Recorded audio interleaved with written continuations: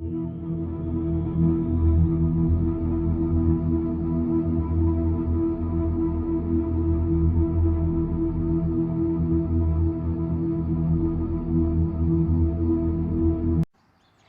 once again welcome back to my channel.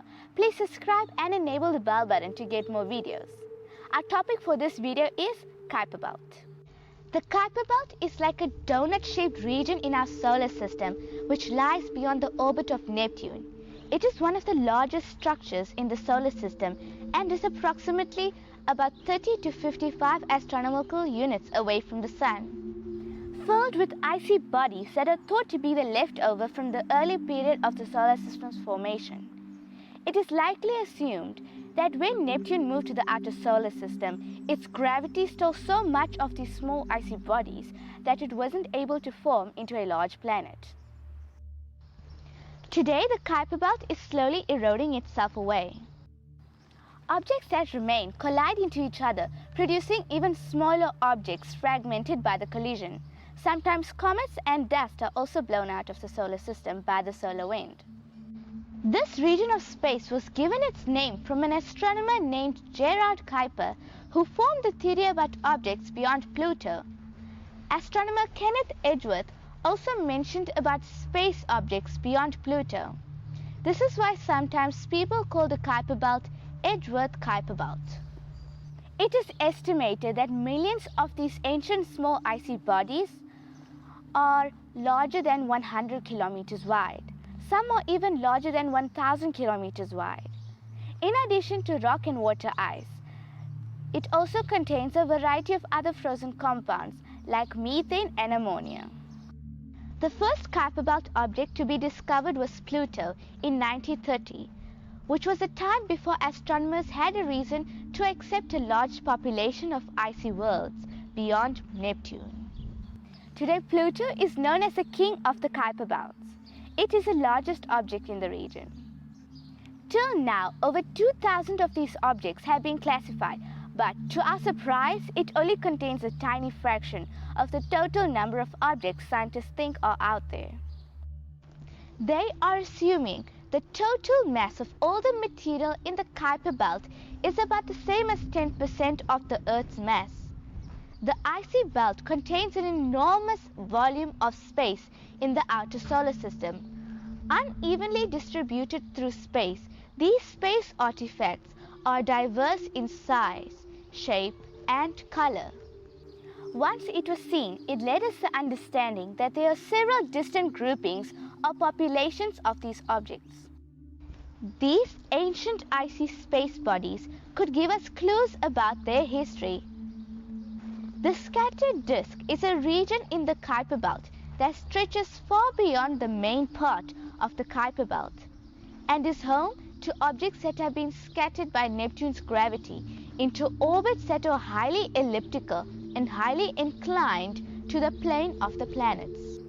Many of these icy objects have orbits that are tilted tens of degrees in the scattered disk. Some ventured out hundreds of astronomical units away from the Sun, high above the plane of the planets, before falling back to the nearest point in its orbit, near the orbit of Neptune.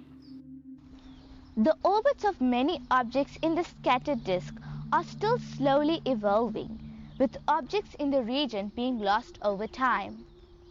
A large amount of Kuiper Belt objects, or for short KBOs, orbit the Sun in what is called the classical Kuiper Belt. These icy bodies have orbits similar to the classical idea of the Kuiper Belt was expected to be like, before we started to actually find objects there. The scattered disk of the Kuiper Belt gives the Kuiper Belt the donut-shaped classical Kuiper Belt a much wider and thicker extent. Eris is an example of an object in the scattered disk. It is in fact the largest known member of this population. There are two main groups of these classical Kuiper Belt objects. One of them is cold and the other is hot. The cold and hot doesn't describe the temperature. Instead, they describe these objects' orbits and the amount of influence Neptune has had on them. The cold classical KBOs have nearly circular orbits and are not tilted much away from the plane of the planets, which means that a variety of this type spend most of their time at about the same distance from the Sun. The hot classical KBOs have more elliptical and tilted orbits. Unlike the cold classical KBOs, they do not spend most of their time at about the same distance from the Sun. Instead, they stroll over a larger range of distances from the Sun. The way they differ from each other has everything to do with the gas giant Neptune. The cold classical KBOs never come near the orbit of Neptune, which then leaves them undisturbed by the giant planet's gravity.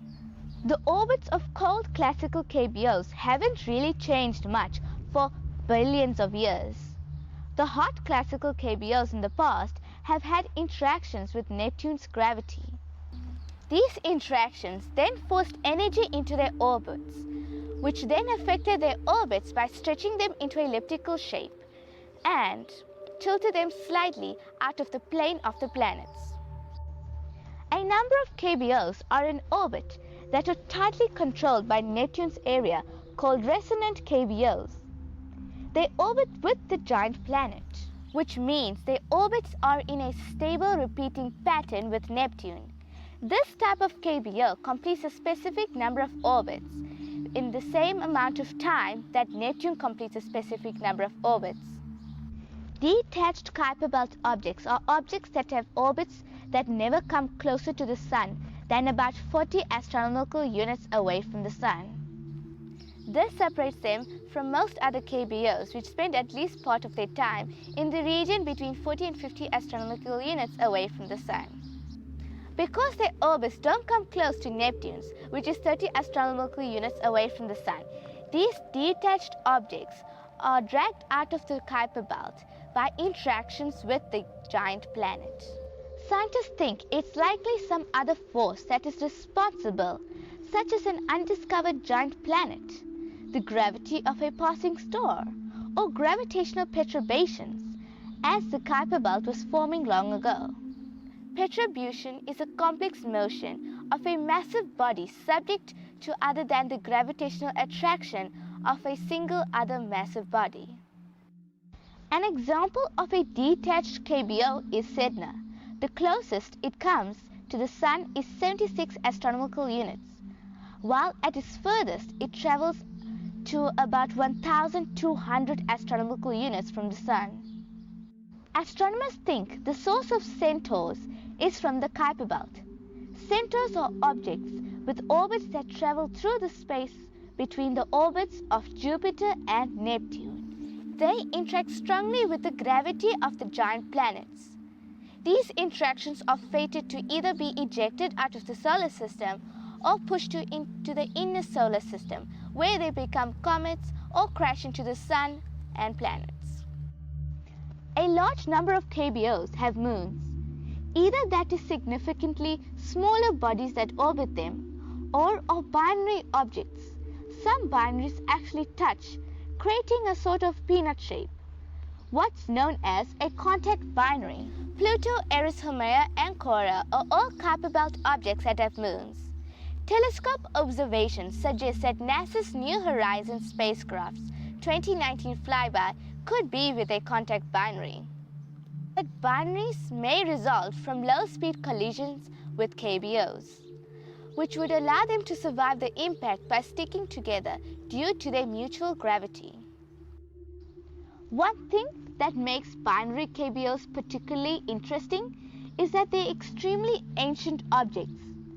To study more about binary objects, we will need to require a lot more objects than the present-day Kuiper belt appears to contain.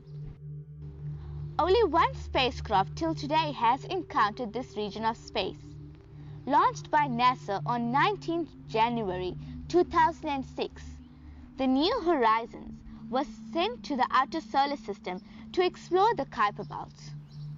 Thanks for watching my video. If you find this video interesting for you, please like and share this video. Till then, bye-bye.